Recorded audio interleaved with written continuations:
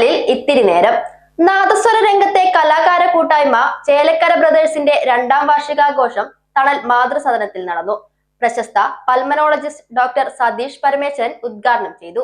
തകിൽ വാദന രംഗത്ത് തങ്ങളുടേതായ വ്യക്തിമുദ്ര പതിപ്പിച്ച ചേലക്കര ബ്രദേഴ്സ് തങ്ങളുടെ 2ാം വാർഷികാഘോഷം ഈ തണലിൽ ഇത്തിരി നേരം എന്ന നാമകരണത്തോടെ ആണ് തണൽ മാതൃസദനത്തിൽ ആഘോഷമാക്കിയത്.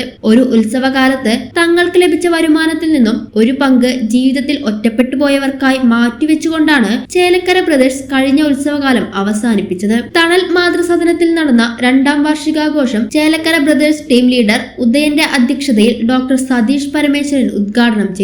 കൊണ്ടാഴി പഞ്ചായത്ത് പ്രസിഡന്റ് ശശിധരൻ, സാഹിത്യകാരൻ ഡോക്ടർ സജീവ് കുമാർ എന്നിവർ മുഖ്യാതിഥികളായി പങ്കെടുത്തു.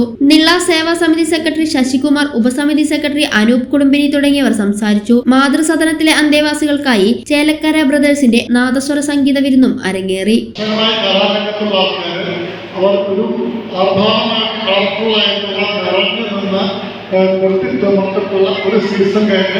അടുത്ത സീസണിന് തുടക്കം ഇവിടെ നിന്ന് ആരംഭിക്കുകയാണ്.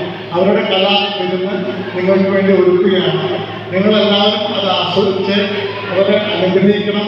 അവർക്ക് കൂടുതൽ ശോഭനമായിട്ടുള്ള വേദികൾ ഉണ്ടാകട്ടെ എന്ന് കൂടി ആശംസിച്ചു കൊടുക്കണം.